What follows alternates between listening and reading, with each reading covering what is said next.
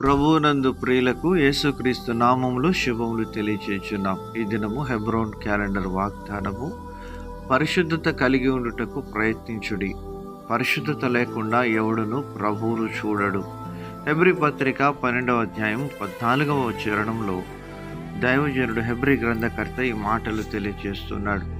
ప్రియమైనటువంటి దేవుని ప్రజలారా, పరిశుద్ధత దైవ లక్షణము. పరిశుద్ధత లేకుండా ఎవరు కూడా ప్రభువును చూడరు. మన పితరుడైనటువంటి దైవజనుడు మోషే దేవుడు ఎన్నుకున్నాడు. మోషే, నీవు నిలిచిన స్థలము పరిశుద్ధ ప్రదేశం, నీ పాదములకున్న చెప్పులు విడుము అని ప్రభు సెలవిచ్చాడు. మోషే దేవుని మాట ప్రకారం చేస్తూ వచ్చినట్లుగా మనం చూస్తూ ఉన్నాం. ప్రియమైనటువంటి దేవుని ప్రజలారా, మన జీవితంలో పరిశుద్ధతను మనం కాపాడుకున్నప్పుడు ప్రభువును మనము చూచే వారంగా ఉంటాం. మోషే దైవజనుడు భూమి మీద ఉన్నవారిలోకెల్లా మిక్కిలి సాత్వికుడును అని బైబిల్ సెలవిస్తుంది. మన ప్రభు అయిన యేసుక్రీస్తు తర్వాత ఇంతటి ఘనతను దేవుడు మోషేకే అనుగ్రహిస్తూ వచ్చినాడు. నిజముగా నా ఇల్లంతటిలో మోషే నమ్మకమైన వాడని దేవుడు సాక్ష్యం ఇచ్చాడు.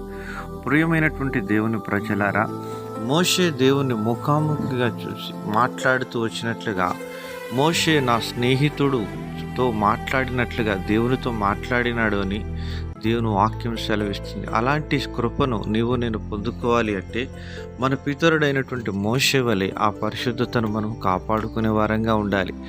దైవజనురాలు రూతు తన జీవితంలో ఆ పరిశుద్ధతను కాపాడుకొని తన జీవితంలో దేవుని దయకు పాత్రురాలుగా ఎంచబడి బోయాజును పొందుకున్నట్లుగా మనం చూడగలుగుతున్నాం.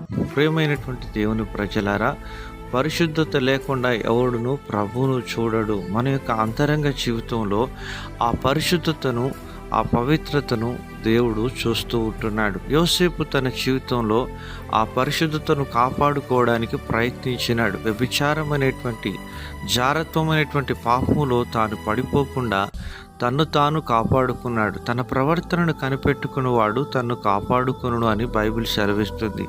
ప్రియమైనటువంటి దేవుని ప్రజలారా, మన ప్రవర్తన ఏ రీతిగా ఉంటుంది?